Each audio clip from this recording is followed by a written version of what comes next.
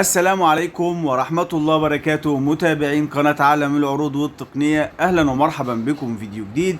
الناس اللي على شبكة أورنج وعلى نظام فري ماكس والباقة بتاعتهم متجددة هتطلب شباك 02 شباك وتعمل اتصال، هيجي لهم زي ما انتم شايفين كده. عندنا جالك خصم 25% من كازيون بحد أقصى 25 جنيه على مشترياتك من كازيون. عشان بس أعرفكم ان اول شهر هيجي لك خصم على الباقه بتاعتك. مثلا عندي باقه هنا 35 فجالي خصم 25. الشهر اللي بعده هتيجي تطلب الكود. اول ما تجدد الباقه هتطلب برضو شباك 02 شباك وتعمل اتصال، هيقول لك حول لباقه فليكس باقه فري ماكس 50. فاورنج عامله دعايه ان انت كل شهر ليك خصم مع تجديد الباقه، ولكن لما بتجدد الباقه بتاعتك الشهر اللي بعده يقول لك لا، حول للباقه الاكبر عشان تستفيد بالخصم.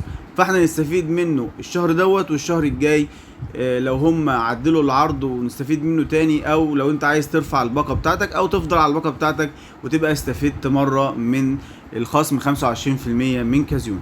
اتمنى يكون الفيديو عجبكم، اتمنى تعملوا لايك وشير للقناه. كمان عايز اعرفكم، بعد ما تطلب شباك 02 شباك بيجي لك كود في رساله. الكود دوت صالح لمده 7 ايام.